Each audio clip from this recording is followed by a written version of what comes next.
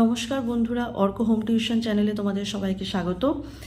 আজ তোমাদের গণিত প্রকাশ বইয়ের অধ্যায় 11 কোষে দেখি 11.2 যে অন্তবৃত্তগুলো অঙ্কন করা বাকি ছিল সেগুলো আজকে এখানে অঙ্কন করে তোমাদের বুঝিয়ে দেব। এর আগের ভিডিওতে দুটি পার্টে আমি একের দাগের ভি অবধি অন্তবৃত্তগুলো অঙ্কন করে দেখিয়েছিলাম, তোমরা সেগুলো দেখে নেবে। আজকে তাহলে একের দাগের ভিআই থেকে শুরু করব। দেখে নেব অঙ্কটা কি বলেছে।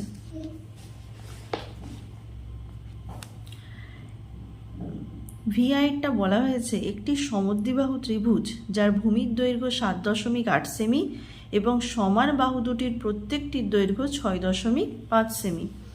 একটি সমদ্বিবাহু ত্রিভুজ অঙ্কন করব যার ভূমির দৈর্ঘ্য হবে 7.8 সেমি আর সমান বাহুর প্রত্যেকটির দৈর্ঘ্য হবে 6.5 সেমি। আমি তাহলে স্কেলের সাহায্যে প্রথমে রেখাংশগুলি অঙ্কন করে নেব।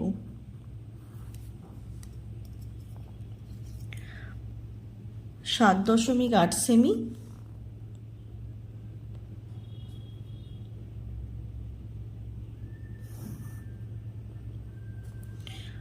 আর সমান বাহুর প্রত্যেকটি দৈর্ঘ্য বলা হয়েছে 6.5 সেমি।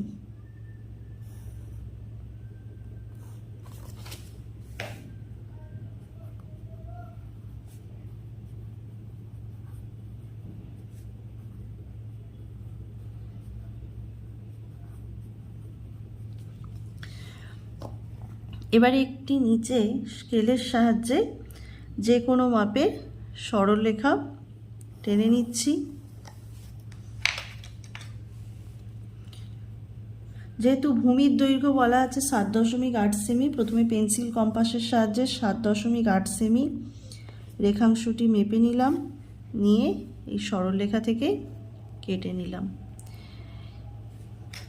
এটার নাম দিলাম এ বি।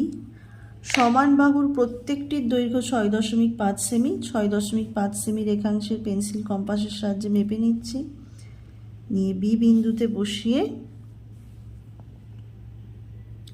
একটি চাপ কাটছি, আবার এ বিন্দুতে বসিয়ে একটি চাপ কাটছি।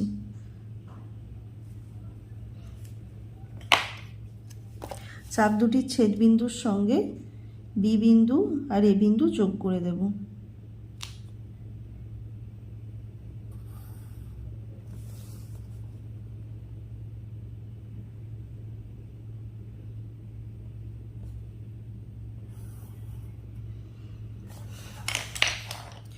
এটার নাম দিলাম সি। আমার তাহলে এবিসি ত্রিভুজ অঙ্কন করা হলো। এবারে এ আর বি কোণের অন্তর সমদ্বিখণ্ডক অঙ্কন করব। বি কোণে একটি চাপ টেনে নিলাম, এইখানে বসিয়ে এইখানে একটি চাপ টানছি, এই বিন্দুতে বসিয়ে এইখানে একটি চাপ টানছি।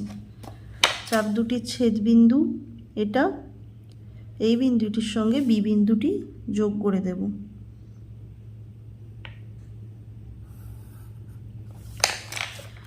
একইভাবে কোণ এর অন্তঃসমদ্বিখণ্ডক অঙ্কন করব। একটি চাপ কেটে নিলাম পেন্সিল কম্পাসের সাহায্যে। প্রথমে এই বিন্দুতে বসিয়ে একটি ওপরে চাপ কাটছি, আবার একইভাবে এই বিন্দুতে বসিয়ে এখানে একটি চাপ কেটে দিলাম। এটি চাপ দুটির ছেদ বিন্দু। চাপ দুটির ছেদ বিন্দুর সঙ্গে এ বিন্দু যোগ করে দেব।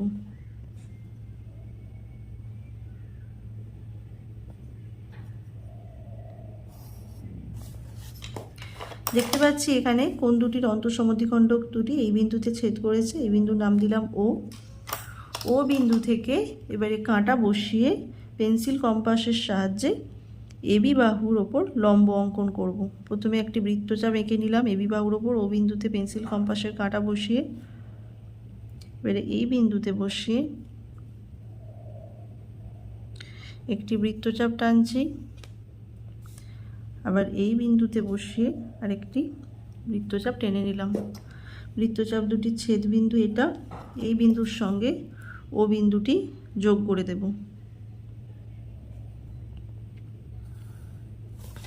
ধরি ও বিন্দু থেকে অঙ্কিত লম্ব এবি বাহুকে ডি বিন্দুতে ছেদ করেছে। এবারে পেন্সিল কম্পাসের কাঁটাটা ও বিন্দুতে বসিয়ে ও ডি ব্যাসার্ধ অন্তবৃত্তের মাপ নিয়ে নেব, সেই মাপটি নিয়ে অন্তবৃত্ত অঙ্কন করব।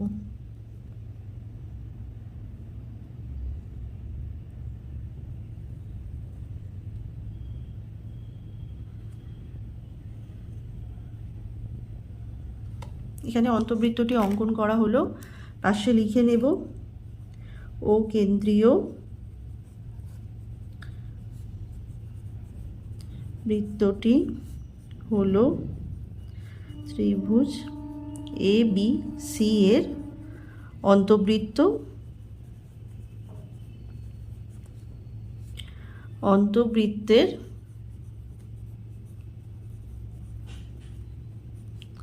ব্যাসার্ধ সমান OD। এবারে V2I এর অঙ্কটা কি বলেছে দেখে নেব। এটা বলা হয়েছে একটি সমদ্বিবাহু ত্রিভুজ যার ভূমির দৈর্ঘ্য 10 সেমি এবং সমান কোণের একটির পরিমাপ 45 ডিগ্রি।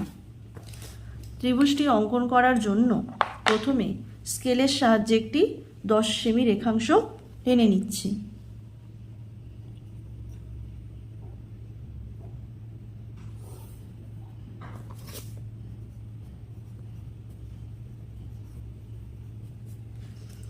চাঁদার সাহায্যে একটি কোণ অঙ্কন করে নেব 45 ডিগ্রি।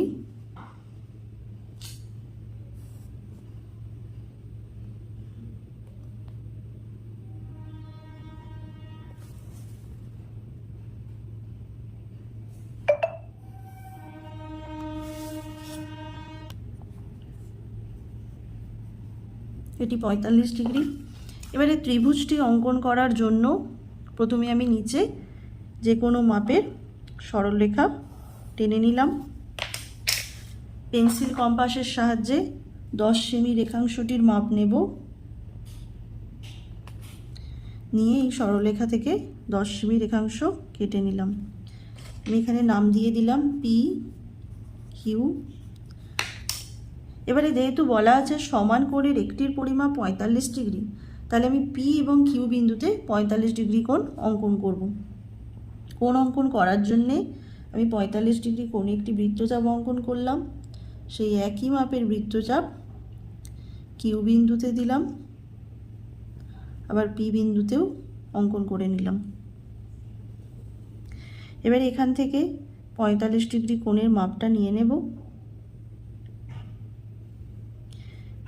নিয়ে এখানেও বসিয়ে দিচ্ছি 45 ডিগ্রি কোণ, আর এখান থেকেও 45 ডিগ্রি কোণ কেটে নিচ্ছি।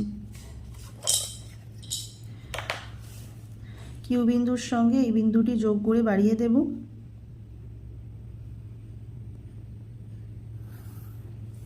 আবার একইভাবে পি বিন্দুর সঙ্গে এই বিন্দুটি যোগ করে বাড়িয়ে দিচ্ছি। এখানে ত্রিভুজটি অঙ্কিত হলো, ত্রিভুজটির নাম দিলাম PQR।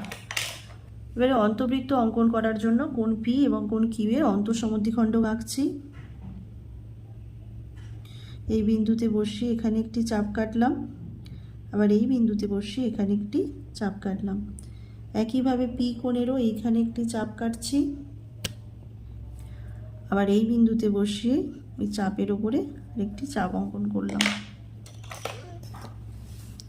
এই চাপ দুটির ছেদবিন্দুর সঙ্গে কিউ বিন্দু এবং পি বিন্দু যোগ করে দিচ্ছি।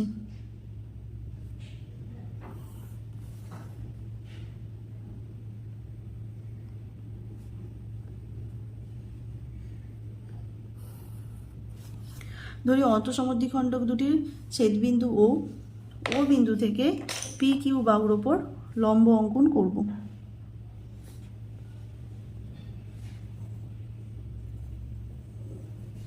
লম্ব অঙ্কন করার জন্য ও বিন্দু থেকে পি কিউ বাহুর ওপর একটি বৃত্তচাপ টেনে নিলাম। বৃত্তচাপের এই বিন্দুতে কাঁটাটি বসিয়ে পেন্সিল কম্পাসের নিচে একটি বৃত্তচাপ টানলাম, আবার এই বিন্দুতে পেন্সিল কম্পাসের কাঁটাটি বসিয়ে আরেকটি বৃত্তচাপ টেনে নিলাম। বৃত্তচাপ দুটি ছেদ বিন্দুর সঙ্গে ও বিন্দু যোগ করে দেব।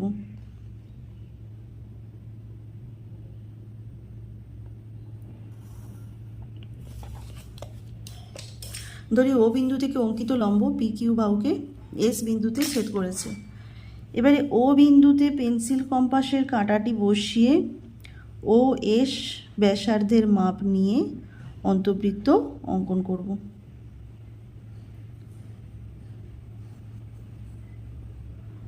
তাহলে এখানে অন্তবৃত্তটি অঙ্কন করা হলো। পাশে লিখে দেব যে ও কেন্দ্রীয় বৃত্তটি ত্রিভুজ PQR এর অন্তবৃত্ত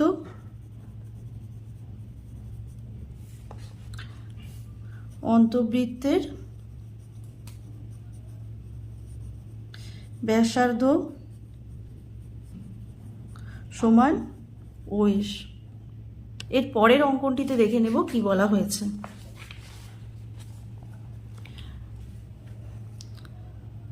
V3 বলা হয়েছে 7 সেমি বাহু বিশিষ্ট সমবাহু ত্রিভুজ অঙ্কন করি, ওই ত্রিভুজের পরিবৃত্ত ও অন্তবৃত্ত অঙ্কন করে স্কেলের সাহায্যে পরিব্যাসার্ধের ও অন্তঃব্যাসার্ধের দৈর্ঘ্য নির্ণয় করি এবং তাদের মধ্যে কোনো সম্পর্ক আছে কিনা লিখি। তাহলে শুরু করি। এটা যেহেতু এটি সমবাহু ত্রিভুজ বলেছে, আমি প্রথমে স্কেলের সাহায্যে একটি 7 সেমি রেখাংশ টেনে নিচ্ছি।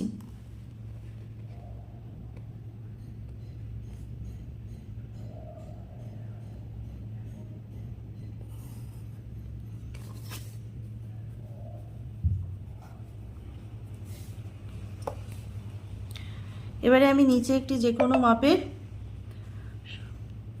সরলরেখা টেনে নেব,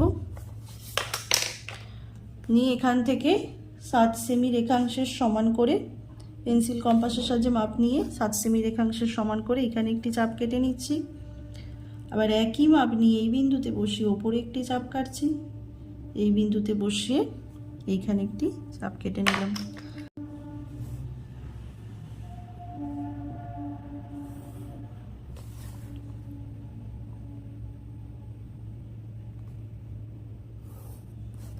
ত্রিভুজটির নাম দিলাম ABC। পরিবৃত্ত অঙ্কন করার জন্য আমি দুটি বাহু লম্ব সমদ্বিখণ্ডক অঙ্কন করব, এখানে BC বাহু এবং AC বাহু। তাহলে BC বাহু লম্ব সমদ্বিখণ্ডক অঙ্কন করার জন্য C বিন্দুতে পেন্সিল কম্পাসের কাঁটাটি বসিয়ে উপরে নিচে চাপ কাটলাম, আবার B বিন্দুতে বসিয়ে উপরে নিচে চাপ কাটলাম।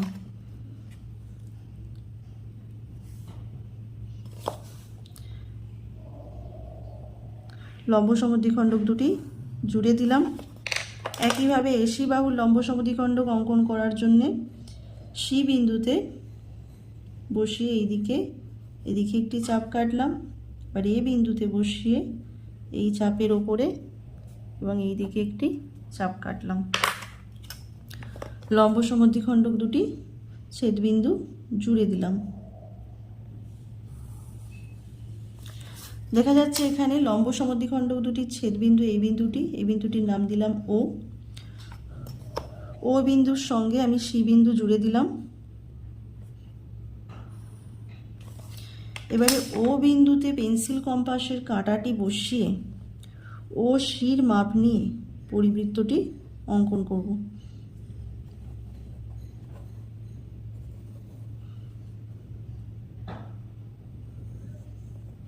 পরিবৃত্তটি অঙ্কন করা হলো। এবারে অন্তবৃত্ত অঙ্কন করবে কিভাবে তোমরা জানো। C কোণের অন্তঃসমদ্বিখণ্ডক অঙ্কন করছি।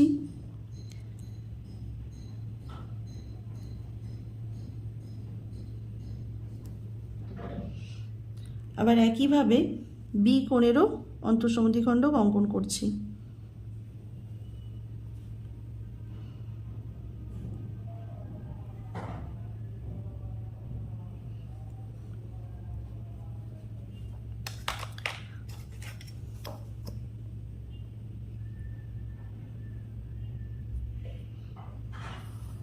তোমরা দেখতে পাচ্ছ AC বাহুর লম্ব সমদ্বিখণ্ডকটি কোণ B এর অন্তঃসমদ্বিখণ্ডক। সমবাহু ত্রিভুজের ক্ষেত্রে কোনো বাহুর লম্ব সমদ্বিখণ্ডক ঠিক তার বিপরীত কোণের অন্তঃসমদ্বিখণ্ডক হয়। এখানে দেখতে পাচ্ছ যে অন্তঃসমদ্বিখণ্ডক দুটি ও বিন্দুতে ছেদ করেছে। তাহলে এখান থেকে আমরা কি বলে নেব যে এই সমবাহু ত্রিভুজের পরিকেন্দ্র এবং অন্তঃকেন্দ্র একই বিন্দুতে অবস্থিত। আবার BC বাহুর লম্ব সমদ্বিখণ্ডকটি ও বিন্দু দিয়ে গেছে, তাহলে ও বিন্দু দিয়ে যে লম্বটি অঙ্কিত হয়েছে সেটা বিসি বাহুকে ধরলাম ডি বিন্দুতে ছেদ করেছে। একইভাবে ও বিন্দুতে পেন্সিল কম্পাসের কাঁটাটি বসিয়ে ও ডি মাপ নিয়ে অন্তবৃত্ত অঙ্কন করব।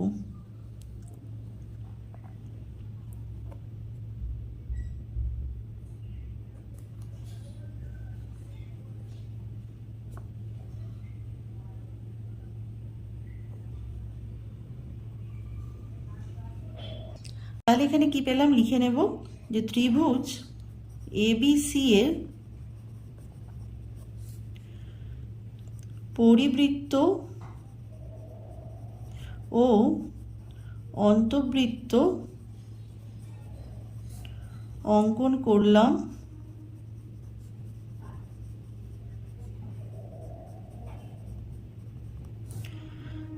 উভয়েরই কেন্দ্র ও বিন্দু। এবারে স্কেলের সাহায্যে অন্তঃব্যাসার্ধের দৈর্ঘ্যটা এখানে মেপে দেখাবো। এটা ও থেকে ডি অবধি অন্তবৃত্তের ব্যাসার্ধ, এটা দেখতে পাচ্ছ 2 সেমি। তাহলে অন্তবৃত্তের ব্যাসার্ধ ব্র্যাকেটে ওডি সমান 2 সেমি। এবারে পরিবৃত্তের ব্যাসার্ধটি মেপে নেব। ও সি পরিবৃত্তের ব্যাসার্ধ, ও সি দেখতে পাচ্ছ এটা 4 সেমি। পরিবৃত্তের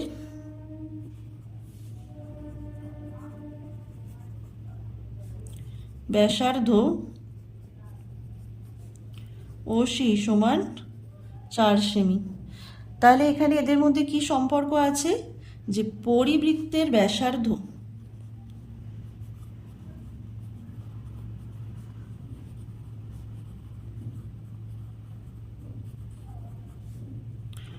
অন্তবৃত্তটির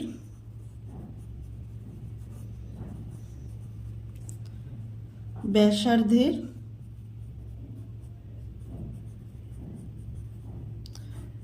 দ্বিগুণ।